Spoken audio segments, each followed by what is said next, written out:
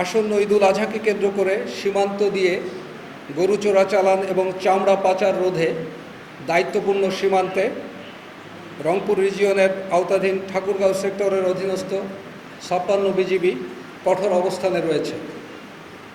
আপনারা ইতিমধ্যে অবগত আছেন যে এবছর দেশের চাহিদা অনুযায়ী পর্যাপ্ত সংখ্যক গবাদি পশু মজুদ রয়েছে।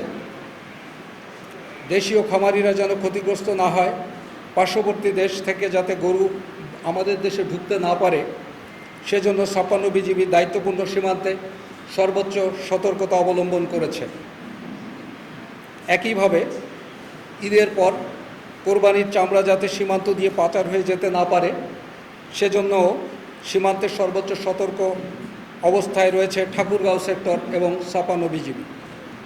এছাড়াও ঈদের দীর্ঘ ছুটিতে দেশের জনগণ যাতে নির্বিঘ্নে পবিত্র ঈদুল আজহা উদযাপন করতে পারে, সেজন্য বিজিবির সদস্যরা সীমান্তের অতন্দ্র প্রহরী হিসেবে নিরাপত্তা বিধান, দেশের আভ্যন্তরীণ আইন শৃঙ্খলা রক্ষা এবং ঈদ জামায়াতের নিরাপত্তা বিধানে সদা সচেষ্ট এবং সদা তৎপর থাকবে।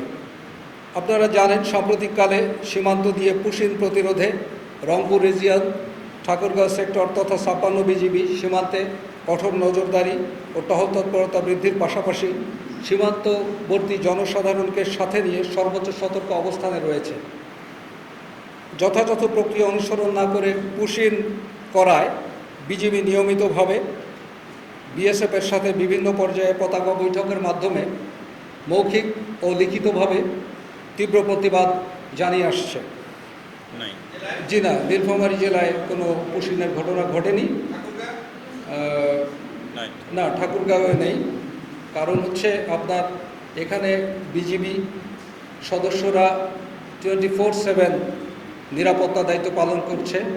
ইভেন এমনকি কোনো রাত তারা বিনিদ্র রজনী যাপন করে তাদের কর্তব্য পালন করে আসছে। এবং এক্ষেত্রে সবচেয়ে বড় শক্তি হচ্ছে সীমান্তবর্তী এলাকার জনগণ এবং জনপ্রতিনিধি। তারা বিজিবিকে সহযোগিতা করছে। বিজিবি তাদের সহযোগিতা নিয়ে সার্বক্ষণিক পেট্রোলিং, নজরদারি এবং গোয়েন্দা তথ্য আদান প্রদানের মাধ্যমে পুশিন প্রতিহত করার চেষ্টায় অনেক ক্ষেত্রেই সফল। পুশিনের ঘটনা বিচ্ছিন্নভাবে ঘটেছে পঞ্চগড় জেলায়, যে দায়িত্বপূর্ণ এলাকা সেখানে। এবং এ বিষয়ে আমরা বিএসএফকে পরিষ্কারভাবে বলেছি যে আপনাদের কাছে যদি কোনো সুনির্দিষ্ট বাংলাদেশের নাগরিক থাকে বা তাদের তথ্য থাকে, আপনারা আমাদেরকে অফিসিয়ালি ফর্মালি ফ্ল্যাগ মিটিংয়ের মাধ্যমে জানান। আমরা পরিচয় নিশ্চিত সাপেক্ষে তাদেরকে গ্রহণ করব। এবং আপনারা কোনোভাবেই পুশিনের প্রচেষ্টা চালাবেন না। পুশিন সব জায়গায় কম বেশি হয়েছে, কিছুটা বিচ্ছিন্নভাবে। তার মধ্যে আমাদের দায়িত্বপূর্ণ এলাকার মধ্যে 58 জন পুশিন হয়েছে। তার মধ্যে পুরুষ 11 জন, মহিলা 23 জন এবং শিশু 24 জন।